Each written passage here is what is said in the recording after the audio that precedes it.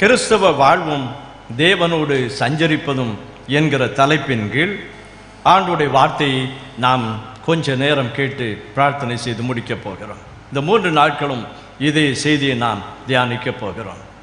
மத்தேயு எழுதின சுவிசேஷம் 6வது அதிகாரம் 9, 10 இப்படி சொல்கிறது. மத்தேயு 6, 9, 10.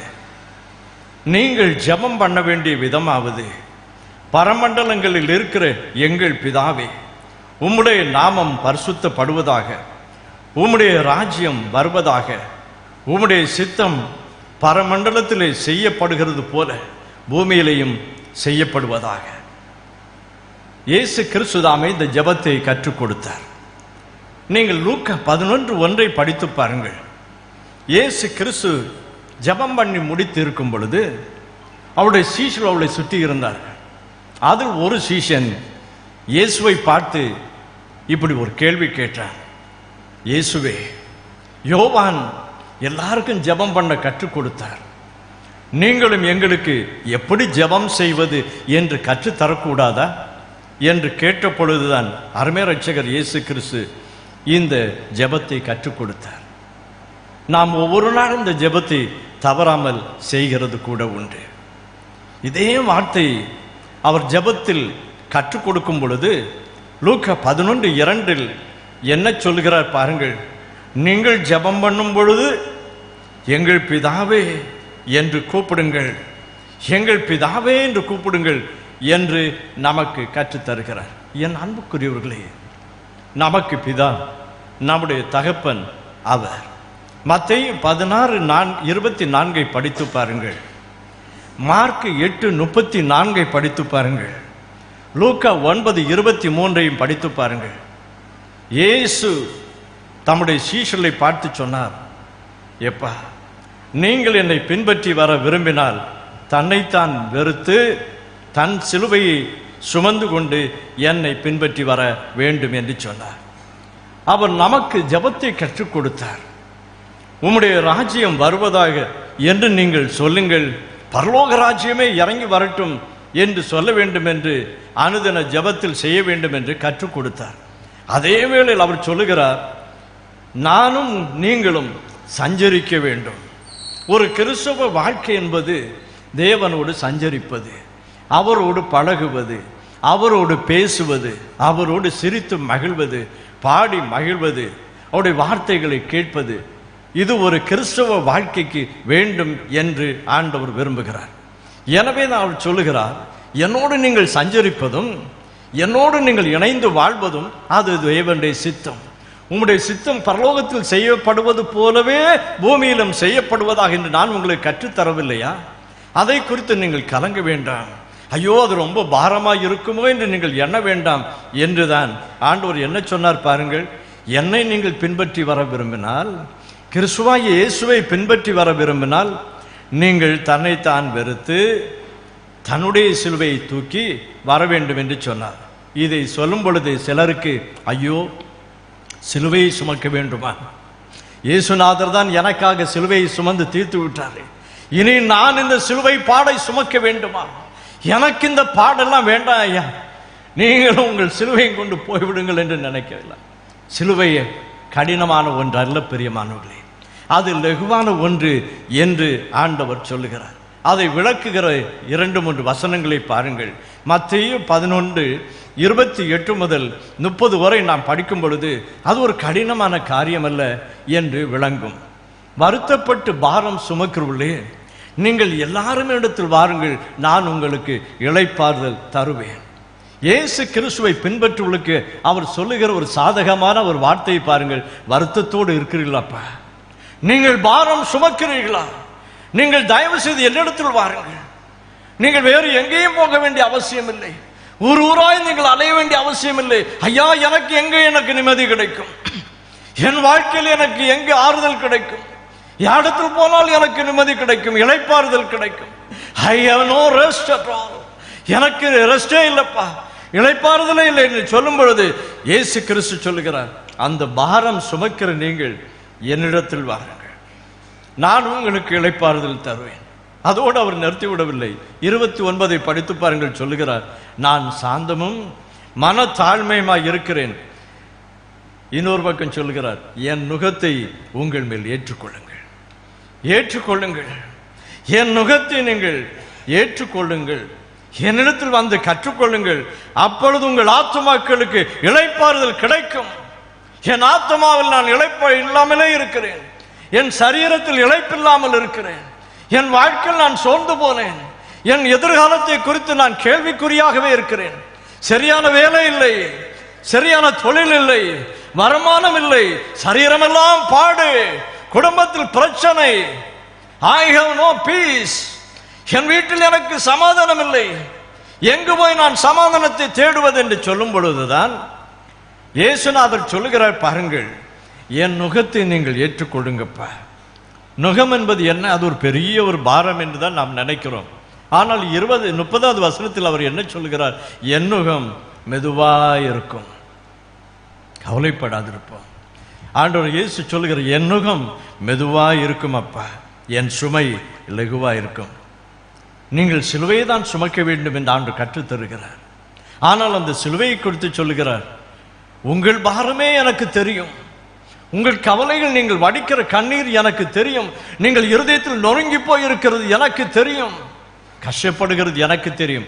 அதே நேரத்தில் சொல்லுகிறார், என் சிலுவை அவ்வளவு கஷ்டம் அல்ல, அது லகுவா இருக்கும், அது சுமை லகுவா இருக்கும், அது மெதுவா இருக்கும், அதை நீங்கள் சுமந்து கொள்ளுங்கள் என்று சொல்கிறார். கிறிஸ்து இயேசுவின் சித்தம் அதுதான், பரலோக பிதாவின் சித்தம் அதுதான். எனவே தான் அவர் என்ன சொன்னார்? என் சித்தம் பரலோகத்தில் செய்யப்படுகிற போல் ஆண்டவரே எங்கள் மீது அந்த சித்தம் இறங்கி வரட்டும், என் குடும்பத்துக்குள் இறங்கி வரட்டும், என் திருச்சபைக்குள் இறங்கி வரட்டும், என் மக்களுக்குள் இறங்கி வரட்டும். அதுதான் நம்முடைய சித்தம், அது பாரம் அல்ல. கத்தோலிக்க வேதத்தின் மொழியாக்கத்தை பாருங்கள். அவர் சொல்லுகிறார், என் நுகம் உங்களை அழுத்தவே அழுத்தாதப்பா, அது ரொம்ப எளிமையா இருக்கும், அது ரொம்ப எளிதா இருக்கும். கிறிஸ்துவின் சுமை என்பது என்ன? கிறிஸ்துவின் சித்தம் எப்படி நிறைவேற்றுவது? அதை இயேசு எப்படி நமக்கு கற்றுக் கொடுத்தார்? அதை தான் நமக்கு ஜெபமாய் கற்றுத் கொடுத்தார். உம்முடைய சித்தம் செய்யப்படுவது போல. என் அன்புக்குரியவர்களே, நம்முடைய குடும்பங்களில் அவருடைய சித்தம் நிறைவேற வேண்டியது அவசியமா இருக்கிறது. நம்முடைய சபைகளில் அவருடைய சித்தம் நிறைவேறியது அவசியமாக இருக்கிறது. இன்றைக்கு நம்முடைய குடும்பங்களில் அவருடைய சித்தத்தை நாம் நிறைவேற்ற ஆண்டவர் அவளோடு காத்திருக்கிறார். ஆகவே தான் நான் இந்த தலைப்பை கொடுத்தேன், நம்முடைய குடும்பங்களில் கிறிஸ்தவ வாழ்வும் தேவனோடு சஞ்சரிப்பதும். அவருடைய சித்தம் நிறைவேற நம்முடைய இருதயத்தை நாம் திறக்க வேண்டும். என்றென்றும் நாம் இந்த ஜெபத்தை சொல்லுகிறோம். ஜெபம் செய்து முடித்த உடனே சொல்லுகிறோம், பரமண்டலத்தில் இருக்கிற எங்கள் பிதாவே என்று கூப்பிடுகிறோம். ஆலயத்தில் வந்தால் அதை சொல்லுகிறோம்.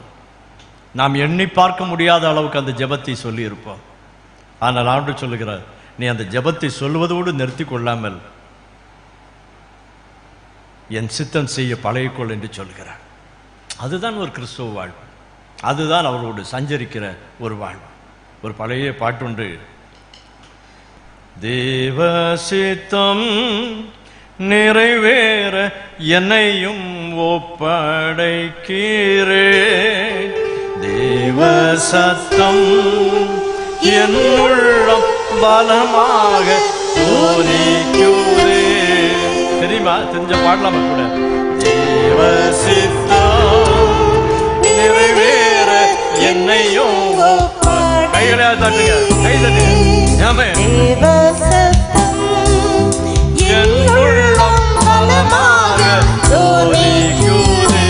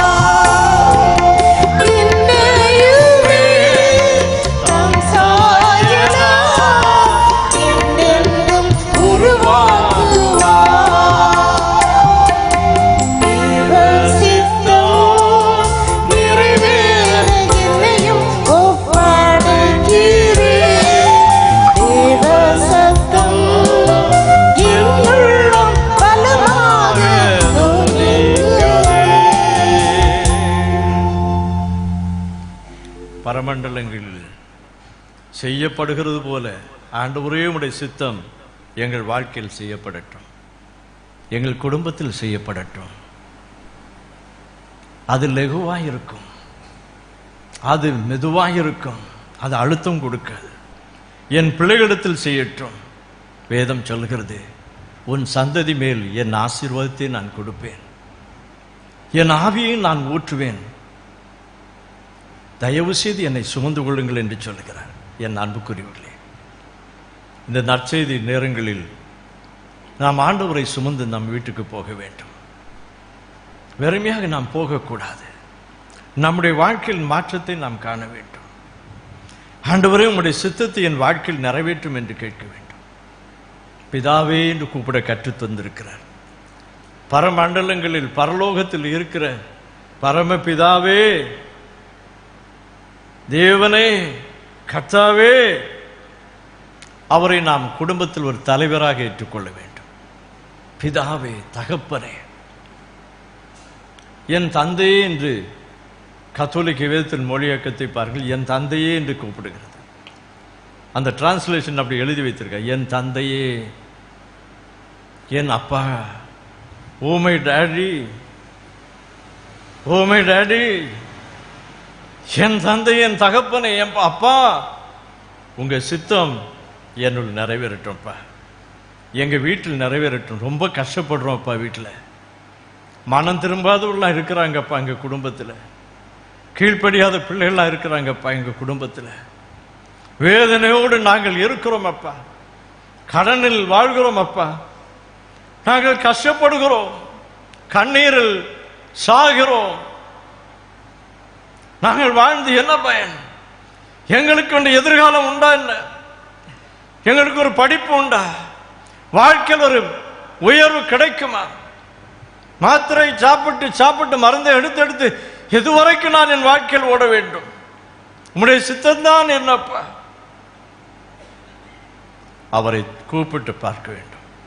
அப்பா என்று கூட, oh my father, our father which art in heaven, our father. அதை ஆண்டு நமக்கு நினைப்பூட்டுகிறார். அது நமக்கு ஒரு நற்செய்தி. பிரியமானவர், ஆண்டுடைய மன விருப்பத்தை பாருங்கள். அவர் என்ன விருப்பத்தை நிறைவேற்ற சொல்லுகிறார்?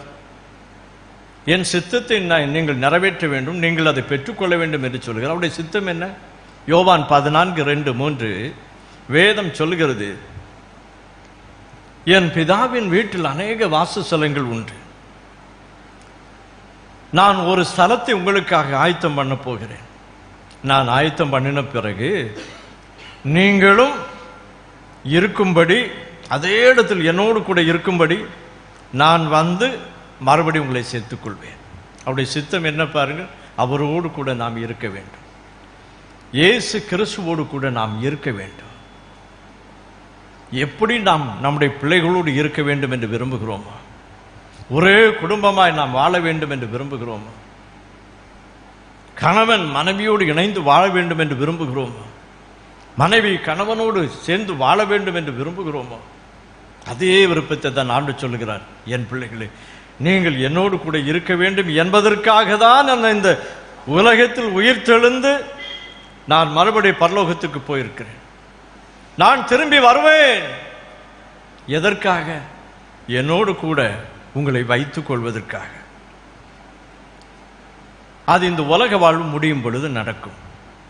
ஒருவேளை நம்முடைய வாழ்க்கை முடிந்தாலோ, கிறிஸ்துவின் வருகை இருந்தாலோ, அவர் நம்மை கொண்டு போக வேண்டும். அது இரண்டாவது காரியம். ஆனால் இன்றைக்கு நாம் என்ன சொல்ல போகிறோம்? இயேசு சுவாமி, உம்மோடு கூட நான் இருக்க வேண்டும் என்று நீர் விரும்புகிறீர். அதே விருப்பம்தான் எங்களுக்கும். நீரும் எங்களோடு கூட இருக்க வேண்டும். இந்த உலகத்தில், இந்த பாடு நிறைந்த உலகத்தில் இயேசு சொன்னார், உலகத்தில் உங்களுக்கு உபத்திரம் உண்டு, ஆனாலும் திடன் கொள்ளுங்கள், நான் இந்த உலகத்தை ஜெயித்திருக்கிறேன், கவலைப்படாதீர்கள் என்று சொன்னார். எனவே இந்த உலகத்தில் நான் கிறிஸ்துவோடு நெருங்கி வாழ, அவரோடு சஞ்சரிக்க அவர் இங்கு இறங்கி வர வேண்டும். என் வீட்டுக்குள் அவர் வர வேண்டும். என் சின்ன இருதயத்துக்குள் வர வேண்டும். என் குடும்பத்துக்குள் அவர் வர வேண்டும். எதற்கு? இயேசுவை போல் வாழ. அதுதான் அவருடைய சித்தம். அவரோடு கூட நாம் இருக்க வேண்டும். அவருடைய சுபாவத்தில் நாம் இருக்க வேண்டும், நிறைந்து இருக்க வேண்டும், அவரை போல் இருக்க வேண்டும். அப்போஸ்தலர் 11:26 படித்து பாருங்கள். சீஷர்களுக்கு ஒரு பெயர் கொடுக்கப்பட்டது. அந்தியோகியாவில் ஒரு பெயர் கொடுத்தார்கள். அதுதான் கிறிஸ்தவர்கள் என்கிற பெயர். முதல் முறையாக கிறிஸ்தவர்கள் என்கிற பெயர் சீஷர்கள் கொடுக்கப்பட்டது. அவருடைய விளக்கத்தை பின்னணியை ஆராய்ந்து பார்க்கும் பொழுது அறிஞர்கள் என்ன சொல்லுகிறார்கள் தெரியுமா? அவர்கள் கிறிஸ்துவை போல் வாழ்ந்தார்கள், அவரை போல் பேசினார்கள், அவருடைய சுபாவத்தில் நிறைந்திருந்தார்கள், அவரை போலவே நற்கிரியை செய்தார்கள், ஜெபம் செய்தார்கள், பிசாசுகளை துரத்தினார்கள், வியாதிகளை தொட்டு சுகப்படுத்தினார்கள், மரித்தோர்களை உயிரோடு எழுப்பினார்கள், இயேசுவை போலவே வாழ்ந்தார்கள், இயேசுவை போல போதனை செய்தார்கள். எனவே இவைகளை எல்லாம் பார்த்து அவளுக்கு பெயர் கொடுத்தார்கள், கிறிஸ்டியன்ஸ், கிறிஸ்தவர்கள் என்று பெயர் கொடுத்தார்கள். ஆனால் இன்னொரு காரியத்தை பாருங்கள்.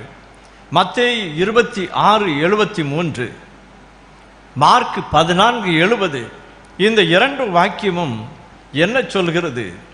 இயேசு கிறிஸ்துவை கெத்செமனே தோட்டத்திலிருந்து பிடித்து கைது செய்து கொண்டு போகும் பொழுது பேதுரு பின்னாகவே ஓடுகிறார். மற்ற எல்லாரும் சிதறி ஓடிவிட்டார்கள். யோவானும் தூரத்தில் நிற்கிறார். பேதுரு இயேசுவோடு ரகசியமாய் பின்பற்றுகிறான். அப்பொழுது ஒரு இடத்தில் குளிர் காய்வதற்காக போய் உட்கார்ந்தான். அங்கு நெருப்பு போடப்பட்டது. இந்த பேதுருவை பார்த்து சொன்னார்கள் அதில் இருந்தவர்கள், நீயும் இயேசுவோடு கூட இருந்தாய் என்று. ஆனால் அவன் மறுதலித்தான். ஆனந்த வேதப்பதியை படித்து பாருங்கள். ஒரு வேலைக்காரி வந்தாள். அந்த பெண் வந்து சொன்னால், நீ கட்டாயம் இருந்தாய் இயேசு கிறிஸ்துவோடு, ஏனென்றால் உன் பேச்சு உன்னை வெளிப்படுத்துகிறது. என் அன்புக்குரியவர்களே, கிறிஸ்துவோடு நாம் நெருங்கி உறவாடினால் பேச்சு கிறிஸ்துவை போல் இருக்கும். ஒருவேளை பேதுரு இயேசுவை மறுதலித்திருந்தாலும் அவன் பேச்சு காண்பித்துக் கொடுக்கிறது, இவன் கிறிஸ்துவை உடையவன். 3.5 ஆண்டுகள் மாத்திரமே இயேசுவோடு நடந்த பேதுரு பேச்சு இயேசுவை போல் இருக்கிறது. இன்றைக்கு நாம் எத்தனை ஆண்டுகள் இயேசுவோடு நடந்தோம்? எத்தனை ஆண்டுகள் நாம் ஆலயத்துக்கு வந்தோம்? எத்தனை ஆண்டுகளாய் கர்த்தருடைய வேதத்தை படித்தோம்? எவ்வளவு ஜெபம் பண்ணி இருக்கிறோம்? எத்தனை உபவாசங்களை நாம் ஏற்படுத்தி கொண்டோம்? நம்முடைய வாழ்க்கை எப்படி? எவ்வளவு பாடியிருக்கிறோம், எவ்வளவு ஆராதனை செய்திருக்கிறோம், எங்கெல்லாம் கூட்டங்களுக்கு ஓடி போயிருக்கிறோம், ஜெபித்திருக்கிறோம். யாராவது சொல்லியிருப்பார்களா இயேசுவை போல் நீ இருக்கிறாய் பேசுகிறாய் என்று? கொஞ்சம் நம்முடைய இருதயத்தை திறந்து பார்ப்போம். இன்று இரவு கொஞ்சம் நம்முடைய வாழ்க்கையில் மாற்றம் வர வேண்டும். அவரை போல் வாழ்வது, கிறிஸ்துவின் ராஜ்யம் எனக்குள் இறங்கி வர வேண்டும், அவரோடு நான் சஞ்சரிக்க வேண்டும், அவரோடு நான் விலாவ வேண்டும். குடும்ப வாழ்க்கையில் இயேசு நம்மோடு எப்படியெல்லாம் சஞ்சரிக்கிறார், விலாவுகிறார், அவருடைய சித்தத்தை நிறைவேற்றுகிறார். ஒன்று, நம்முடைய வாழ்க்கையில் நாம் செய்கிற ஜெபம், குடும்ப ஜெபம். எத்தனை குடும்பங்களில் இந்த நாட்களில் குடும்ப ஜெபம் இருக்கிறது தெரியாது. நாங்கள் எல்லாம் சிறு வயதில் வளர்க்கப்பட்ட போது காலையில் 5 மணிக்கு எழும்பி என்று தகப்பனர் ஒரு பாட்டை ஆரம்பிப்பார். அந்த பாட்டில் முதல் வரி ஆரம்பிக்கும் போது அங்கே போய் கண்ணை கசக்கிட்டு போய் உட்காரணும், இல்லைன்னா அன்னைக்கு ஒளிஞ்சோம், அவ்வளோதான். பாட்டு, பைபிள் படிப்பு, ஜெபம். காலையில் 5 மணி. அது ஒரு வீடு மாத்திரமல்ல, அந்த தெருவில் போய் நடந்தால் பல வீடுகள் பாடுகள் கேட்கும், ஆலயத்தில் மணி ஓசை கேட்கும். இப்போ எல்லா வீட்லையும் எழும்புவாங்க, அதிகாலையில் ஜெபம் பண்ணுவாங்க. தூங்குகிறவர்களெல்லாம் எழுப்பியில கொண்டு வைப்பார்கள். ஜெபம் பண்ண பஞ்சாதி இதிலே அது வந்து உட்கார்ந்து தூங்கு பரவாயில்ல, ஆனால் ஜெபம் பண்ண எழும்பு. இன்னைக்கு எத்தனை குடும்பங்கள் குடும்ப ஜெபம்? என்ன சார் அதை போய் கேட்குறீங்க? அவன் மகன் எங்கே இருக்கிறான், மகா எங்கே இருக்கிற, என்ன குடும்பம்? இல்லை சிலர் கூகுள் மீட்டில் குடும்பமாக ஜெபம் பண்ணுறாங்க ராத்திரி பகலை. அதெல்லாம் நடக்குது, இல்லைன்னு சொல்ல முடியாது. குடும்பமாக சேருகிறது ரொம்ப கஷ்டம். ஆனால் குடும்பம் என்கிற பேரில் ஜெபம் நடக்கிறதா என்கிறதா கூட நம்ம யோசிக்க வேண்டும். அதிகாலையில் என்னை தேடுகிறவன் என்னை கண்டடைவான். அதிகாலையில் என்னை தேடுகிறவன் என் சிநேகிதன், அவன் என் சிநேகிதன். அப்பா, அதிகாலையில் எழும்பி சீனாய் மலைக்கு என் சிநேகிதன் வந்தான். மோசே, ஆபிரகாம் அதிகாலையில் என்னை தேடி வந்தார்கள். எத்தனை குடும்பங்களில் அதிகாலையில் ஜெபம்? யோசித்து பார்ப்போம். 6 மணி ஆனாலும் எழும்புறதில்லைப்பா. 7 மணினாலும் உருட்டுனாலும் எழும்புறதில்லை. 8 மணிக்கு எழும்புறதில்லை. சும்மாவே சொல்லுவாங்க, சூரிய வெளிச்சம் வர்றதுக்கு முன்னாலும் எழும்பி ஜெபம் பண்ணிடுறப்பா. இந்த சத்தத்தை கேட்கிறவர்கள் யாரா இருந்தாலும் எங்க இருந்தாலும் நான் உங்களுக்கு ஒரு டிப்ஸ் கொடுக்குறேன். சன்லைட் வர்றதுக்கு முன்னாலும் ஜெபம் பண்ணிடுங்க. சூரிய உதயம் உங்கள் வீட்டுக்குள்ளே வந்து அப்புறம் தூங்குனீங்க, ஒவ்வொருவரையும் ஒரு பிசாசு பிடிக்கும். வெரைட்டி ஆஃப் பிசாசு இருக்கு. 6 மணிக்கு மேலே அந்த சூரிய உதயம் வந்த பிறகு தூங்குனா அங்கே ஒரு பிசாசு வந்து பிடிக்கும். பயமுறுத்த சொல்லலைங்க, நிஜமா சொல்றேன். அதிகாலையில் தேடுங்கள். யாரை கண்டடைவோம்? இயேசுவை கண்டடைவோம். ஹல்லேலூயா, ஹல்லேலூயா. நாம் இயேசுவை கண்டடைய வேண்டும். பிரியமானவர்களே, இதுவரைக்கும் நாம் தூங்கினது போதும். பேதுரு 1 மணி நேரம் எழுப்பி ஜெபம் பண்ணக்கூடாது அப்பா? பேதுரு, ஐயோ யோவான்,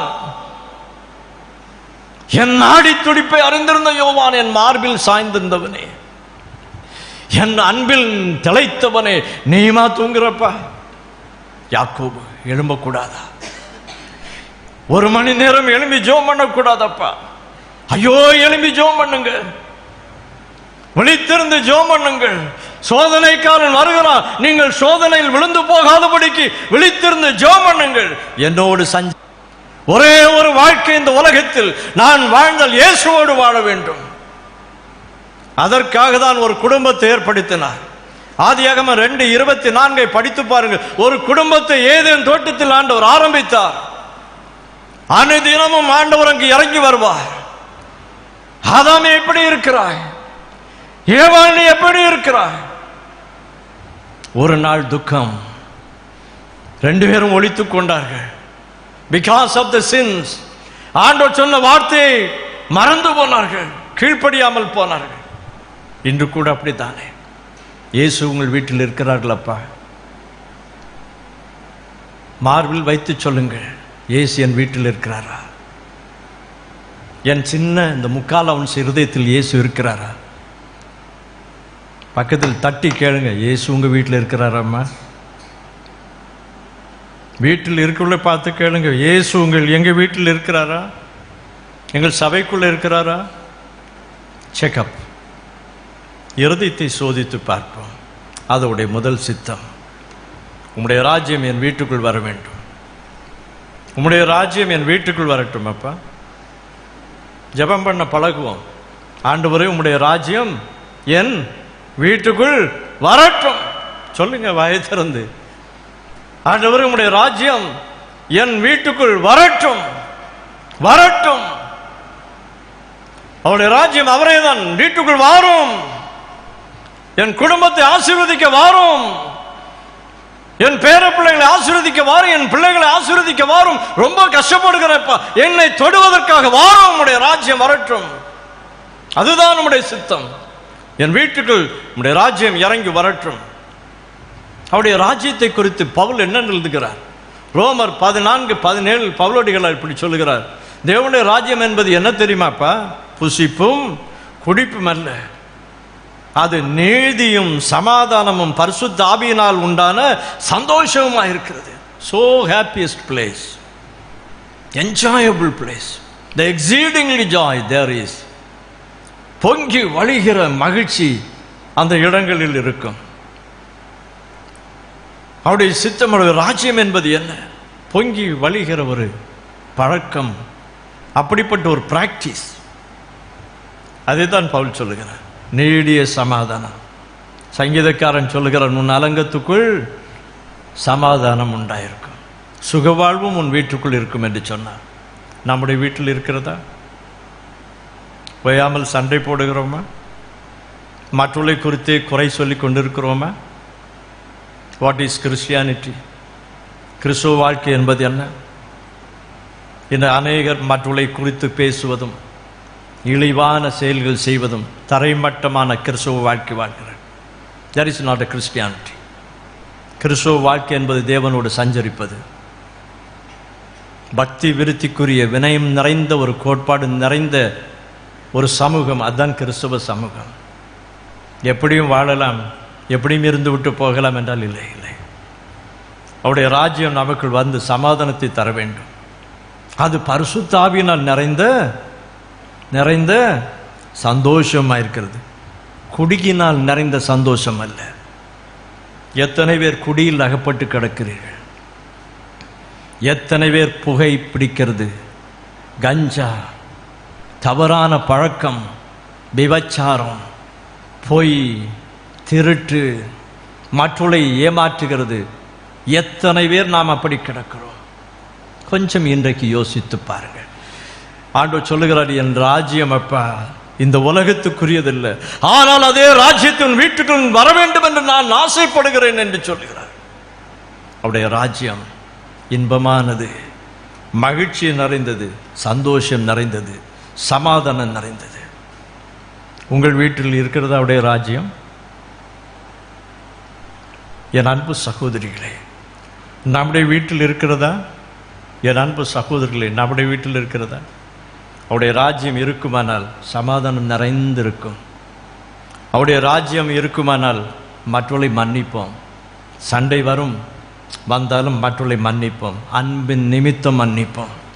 எவ்வளோ பெரிய தப்பு பண்ணுறான் தெரியுமா இவன், மன்னிக்கவே முடியாது தெரியுமா?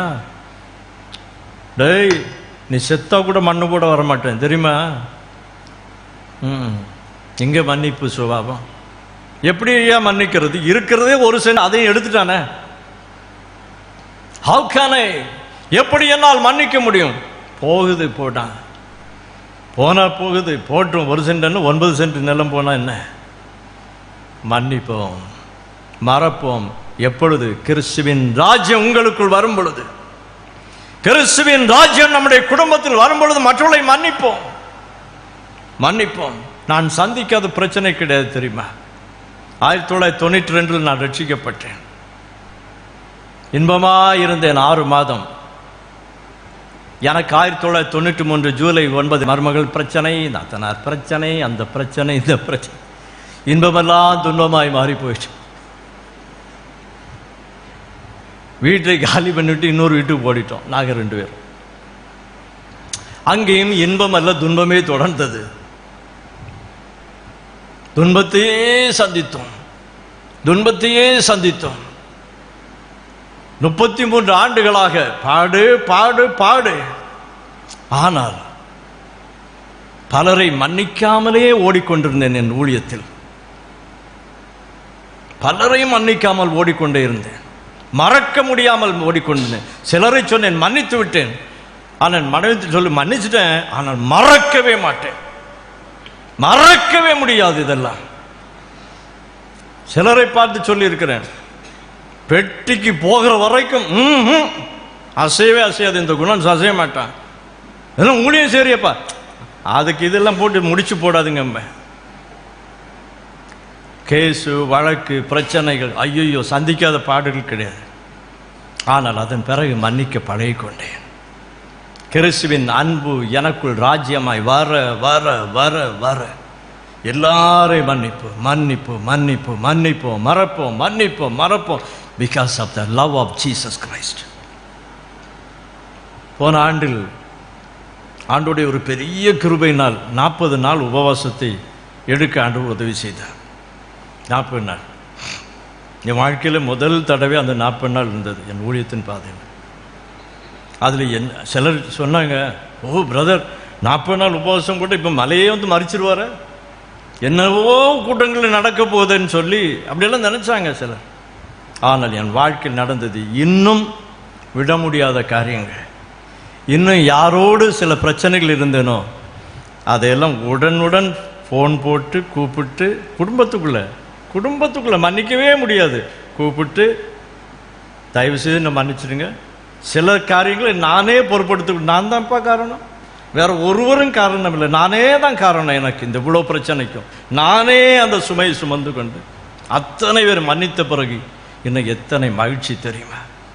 அதே தான் நான் சொல்கிறேன், குடும்பத்தில் என் மகிழ்ச்சி பொங்கி வழியும், என் அபிஷேகம் பொங்கி வழியும். நான் வரும் பொழுது, இருதயத்துக்குள் கிறிஸ்து இயேசு வரும் பொழுது மகிழ்ச்சி பொங்கி வழியும். மன்னிக்க முடியாததெல்லாம் மன்னிப்போம். அதுதான் குடும்பத்துக்குள் ஆண்டு எதிர்பார்க்கிறார். தம்பியை மன்னிக்க மாட்டேன், அக்காவை மன்னிக்க மாட்டேன், அண்ணனை மன்னிக்க மாட்டேன், சித்தப்பாவை மன்னிக்க மாட்டேன். இன்று நம்முடைய வாழ்க்கை மாற வேண்டும். கிறிஸ்தவ வாழ்க்கை என்பது இயேசுவோடு நடக்கிற வாழ்க்கை, இயேசுவோடு பேசுகிற வாழ்க்கை, அவரோடு சஞ்சரிக்கிற வாழ்க்கை. வாக்குவாதத்திற்கு இடமே கிடையாது. வாக்குவாதத்திற்கு இடமே இல்லை. அவன் அப்படியெல்லாம் சொல்லிட்டான், வாக்குவாதத்திற்கு இடமே கிடையாது. அது ஒரு வாத நோய், பொறாமை, அது ஒரு எலும்பறிக்கை. It is a common disease. அது நம்மை கொல்லும். வேண்டவே வேண்டாம், வேண்டவே வேண்டாம், வேண்டவே வேண்டாம். கஷ்டப்படுகிறார்கள், அவளுக்கு உதவி செய்வோம். குடும்பத்தாரா இருந்தால் உயர்த்துவோம், அவளை தாங்குவோம். யோசுவா என்ன சொன்னார் தெரியுமா? யோசுவா 24:15, நானும் என் குடும்பமும் என்றால் கர்த்தரையே சேவிப்போம். அப்பா, கர்த்தரையே சேவிப்போம். அவரே நாங்கள் எங்கள் குடும்பத்தில் தலைவராய் வைத்திருக்கிறோம், தகப்பனாய் வைத்திருக்கிறோம்.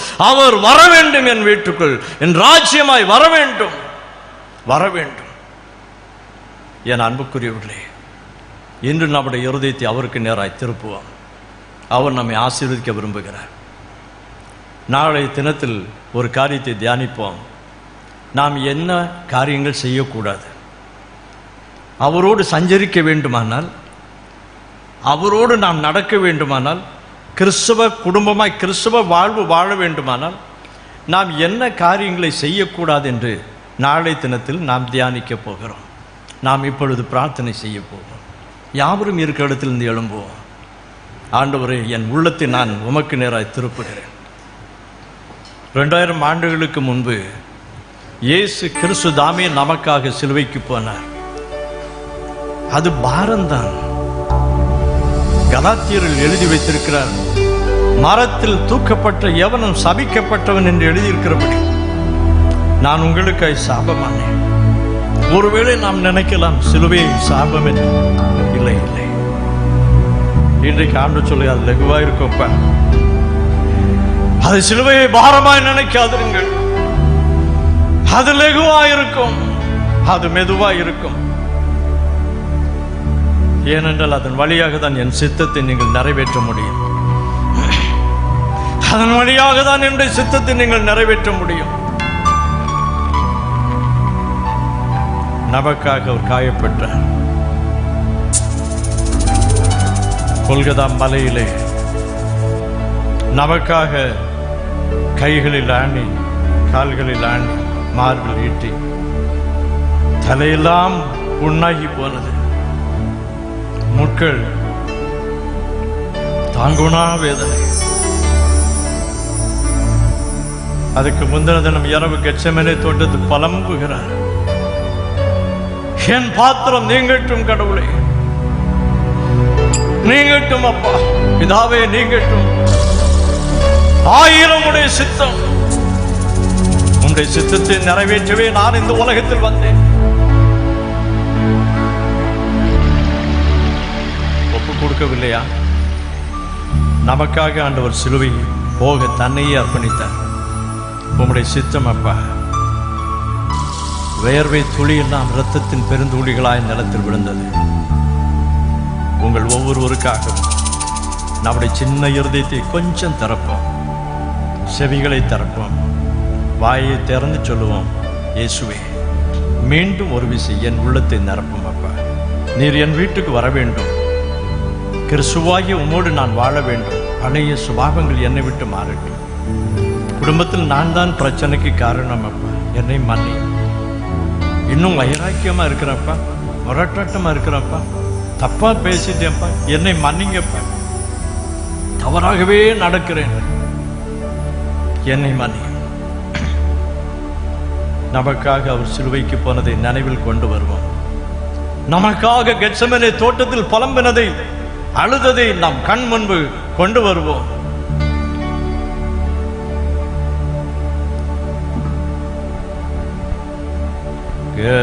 கெத்செமனே பூங்காவினில் கதறியழும்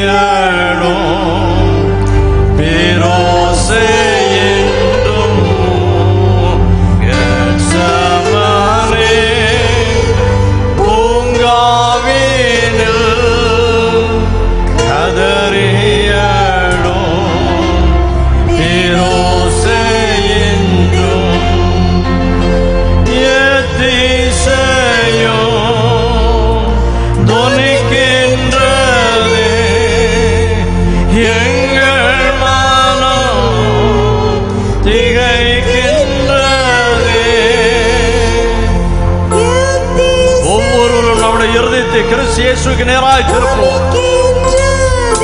இயேசுவே என் உள்ளத்தில் வாரும், என் பழைய வாழ்க்கை மாறட்டும், என் சுபாவம் மாறட்டும்.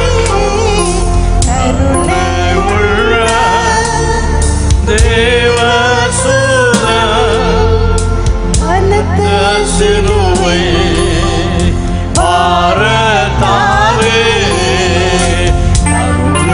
உள்ள ஸ்தோத்திரம் ஸ்தோத்திரம் ஸ்தோத்திரம்.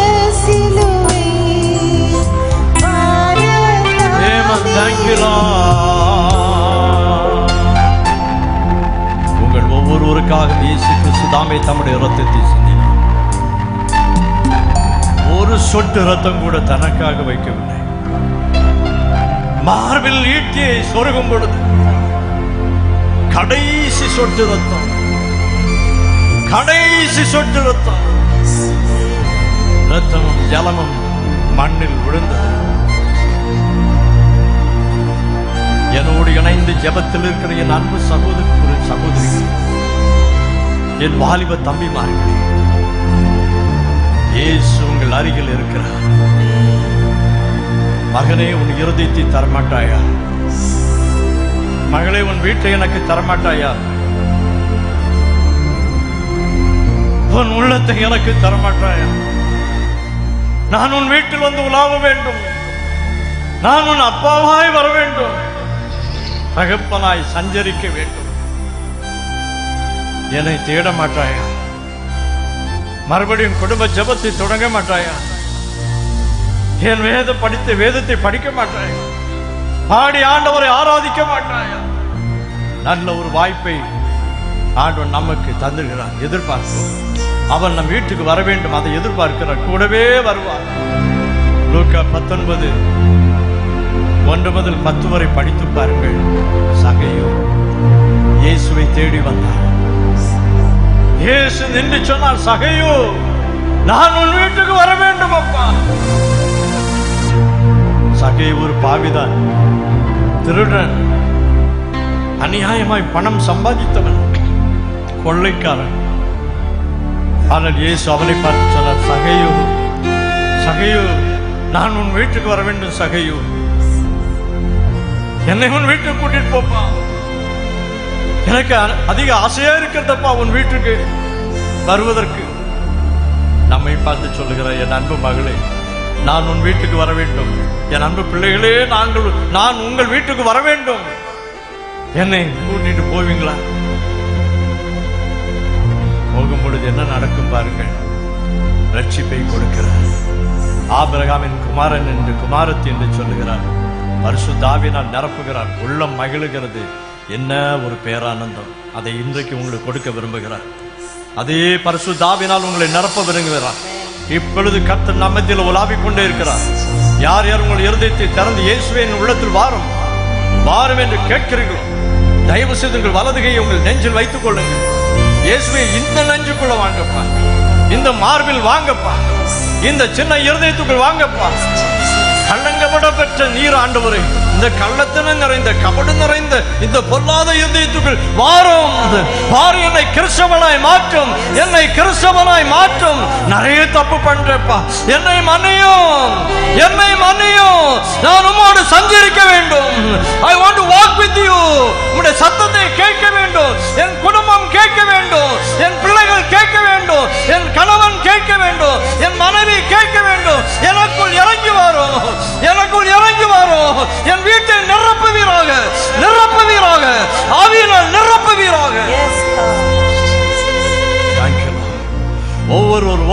ஒவ்வொரு தனித்தனியா பரிசுத்த ஆவியானவரே என்னை நிரப்பும். ஒவ்வொருவரை கரத்தை தொடுங்கப்பா. யார் யார் தங்கள் கரத்தை மார்பில் வைத்திருக்கிறார்களோ, இயேசுவே உமது பிள்ளைகளை தொடுவீராக. கேட்கிற ஒவ்வொருவரையும் தொடுவீராக. இயேசுவின் நாமத்தினாலே, இயேசுவின் நாமத்தினாலே அவர்களுக்கு ஒரு இளைப்பாறுதல் வேண்டும். பாவ வாழ்க்கையிலிருந்து இளைப்பாறுதல் வேண்டும். பரிசுத்த வாழ்க்கை வேண்டும். அற்புதங்களை காண வேண்டும். ஆகவே நீர் அவரை நிரப்ப வேண்டும், நிரப்ப வேண்டும், நிரப்ப வேண்டும். என் நாமத்தினால் 2 பேர் 3 பேர் வந்தால் அங்கு வருவேன் என்று சொன்னார். நம்மத்தில் அவர் உலாவிக் கொண்டே இருக்கிறார். 2000 ஆண்டுகளுக்கு முன்பு அப்போஸ்தலர் கூடி வந்தபோது வானம் திறக்கப்பட்டு பரிசுத்தாவின் ஊற்றப்பட்டார் என்று வேதம் சொல்லுகிறது. 1 கொரிந்தியர் பகுதியை படிக்கும் பொழுது வேதம் சொல்லுகிறது, கர்த்தருடைய ஆவி எங்கேயோ அங்கே விடுதலை, அங்கே விடுதலை. நமக்கு விடுதலை கிடைக்க முடியாது. பரிசுத்த ஆவியானவர் வரட்டும், வரட்டும். கரங்களை தட்டி வரவேற்போம். எல்லாரும் கரங்களை தட்டி ஆவியானவரை வாரும், வாரும். We welcome you, Lord. Holy Spirit, we welcome you, Lord. Thank you, wonderful Jesus. Everybody clap the hand. ஒவ்வொருவரும் கரங்களை தட்டி வாயை திறந்து ஸ்தோத்திரம், ஸ்தோத்திரம், ஸ்தோத்திரம், ஸ்தோத்திரம். இயேசுவே உமக்கு நன்றி. Thank you Jesus, thank you Jesus, thank you Jesus. Let your presence, Lord, move immensely, Lord. பரிசுத்த ஆவியானவரால் நிரப்பும். ஒவ்வொரு இடமும் நிரப்பப்படட்டும், ஒவ்வொரு வீடும் நிரப்பப்படட்டும். ஒவ்வொருவருடைய நிரப்புகிறாக எல்லாம் விட முடியாத பாவ பழக்கங்கள் இயேசுவின் நாமத்தினால் வெளியேறுவதாக, வெளியேறுவதாக. மக்களை சபிக்கிற வார்த்தைகள் வெளியேறட்டும். கர்த்தருடைய ஆவியினால் நிரப்புவீராக, நிரப்புவீராக. Fill them, Lord, fill them, Lord. Anoint them, touch, Lord. Thank you, Jesus.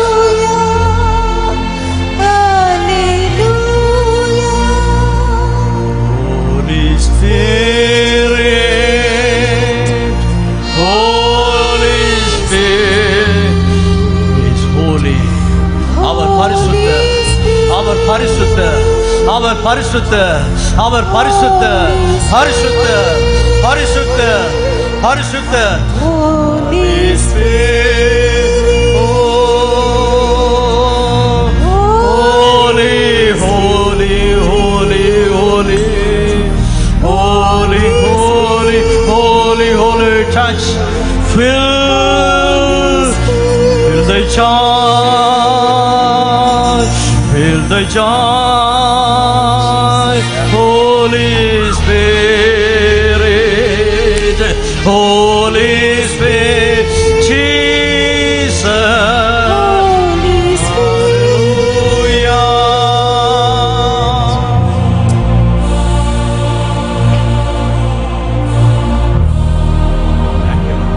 உங்கள் சரீரத்தில் ஆண்டவர் பலவீனங்களை மாற்றுகிறார். யார் யார் பலவீனப்பட்டீர்களோ அந்தந்த இடங்களில் கைகளை வையுங்கள். வலிகள் மறைகிறது. இப்பொழுது இயேசு உங்களை தொடுகிறார், உணர்வீர்கள். ஒவ்வொருவரும் நீங்கள் வீட்டில் இருக்கலாம், இந்த சத்தத்தை எங்கிருந்து கேட்கலாம். யார் யார் பலவீனப்பட்டு படுக்கையில் இருக்கிறீர்களோ, நோய்வாய்ப்பட்டு இருக்கிறீர்களோ, கட்டிகள் இருக்கிறதோ, இப்பொழுது கைகளை வைத்துக் கொள்ளுங்கள். தலை முதல் கால் வரைக்கும் இயேசு தொடுவதை நீங்கள் உணர்வீர்கள். பரிசுத்த ஆவியானவர் நம்மத்தில் உலாவிக் கொண்டே இருக்கிறார். அபிஷேகம் இறங்கி கொண்டே இருக்கிறது. Let his presence is moving. தயவு செய்து ஜெபம் பண்ணுங்க. ஆண்டவரே, எனக்கு இந்த வியாதியிலிருந்து விடுதலை, இந்த புண் பிரச்சனை மாறட்டும், தீராத இந்த வலி மறையட்டும், இந்த வியாதி மறையட்டும், இந்த தொண்டை பிரச்சனை மறையட்டும், தலையில் இருக்கிற பாடு மறையட்டும். சகல பாடுகளும் இயேசுவின் நாமத்தினாலே மறைவதாக. Jesus name I pray. Heal them, Lord. Heal, heal. சுகமளிக்கிற வரங்கள் இறங்குவதாக. Touch and heal, Lord. உம்முடைய தலைமைகளால் சுகத்தை பெற்றுக்கொள்ளட்டும், பெற்றுக்கொள்ளட்டும். Receive. வலிகள் மறையட்டும், நரம்பு பிரச்சனைகள் மறையட்டும். இயேசுவின் நாமத்தில் படுக்கையில் இருக்கிறவர்கள் படுக்கை விட்டு எழும்படியாய் கட்டளை கொடுக்கிறேன். இயேசுவின் நாமத்தினால் சுகத்தை பெற்றுக்கொள்ளட்டும்.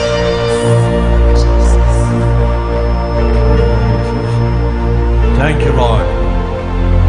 கட்டுகள் உடையட்டும். குடும்பங்களை ஆட்கொள்கிற பொறாமையின் வஞ்சகத்தின் ஆவிகள் இயேசுவின் நாமத்தில் ஒளிகிறது, ஒளிகிறது. நன்றி ஆண்டவரே, உமக்கு ஸ்தோத்திரம், உமக்கு நன்றி. இன்றைக்கும் ஆண்டவர் எங்களோடு சஞ்சரிக்கும்படியாய் வந்தீர். உங்களுடைய பிள்ளைகளோடு இப்பொழுது வீட்டுக்கு போக போறீங்க. இனி குடும்ப ஜெபம் செய்வார்கள், உம்மை நன்றாய் தேடுவார்கள், அதிகாலையில் தேடுவார்கள். பழையதெல்லாம் முடிந்தன. இன்னும் ஒரு புதிய அன்பு, பாசம், இரக்கம், மன்னிப்பு எல்லாம் நிரம்பும், எல்லாம் நிரம்பி போகிறார்கள். பேதுரு மறுதலித்தாலும் இவர் கிறிஸ்துவை போல் பேசுகிறானே என்று சொன்னார். அதே பேதுருவை மீண்டும் எடுத்து நீ பயன்படுத்தவில்லை அப்பா. அதே போல கிறிஸ்துவை அச்சடையாளங்களை தரித்தவர்களாய் உடைய பிள்ளைகள் போக. கைகளில் வருகிற மசில் பெயின் இப்பொழுது மறைகிறது. பெற்றுக்கொள்ளுங்கள், பெற்றுக்கொள்ளுங்கள், பெற்றுக்கொள்ளுங்கள். Receive. Thank you Jesus. ஆண்டவரே உமக்கு நன்றி, நன்றி, நன்றி. ஏதோ ஒரு காரியத்திற்காக, குறிப்பிட்ட ஒரு காரியத்திற்காக எதிர்பார்த்து காத்திருக்கிறீர்கள்.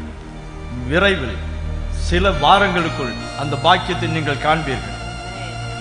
அதை நினைத்து யார் யார் ஜபிக்கிறீர்களோ, குறிப்பிட்ட ஒரு சிலருக்கு மாத்திரம் அது நெருங்கி வந்திருக்கிறது. நீங்கள் விரும்பின காரியம் ஒரு சில வாரத்திற்குள் அந்த பாக்கியத்தை காண்பீர்கள். வாய்ப்பு எவ்வளவோ எதிர்ப்புகள் வந்தது. கர்த்தர் உங்களை ஆசீர்வதிக்கிறார். பெற்றுக்கொள்ளுங்கள், பெற்றுக்கொள்ளுங்கள். Thank you Jesus. ஆண்டவர் நம்மை ஆசீர்வதித்திருக்கிறார். ஆண்டவரோடு நீங்கள் போக போறீங்க. கர்த்தரை சுமந்து போக போறீங்க. அது லகுவா இருக்கும், மெதுவா இருக்கும். அதோட சித்தம், பாக்கியம். எல்லாரும் ஆண்டவருக்கு நன்றி செலுத்துவோமா? கரங்களை தட்டி, எல்லாரும் கரங்களை தட்டிமா. துதி மிகுந்தேர ஸ்தோத்தரித்தினமே இதயமே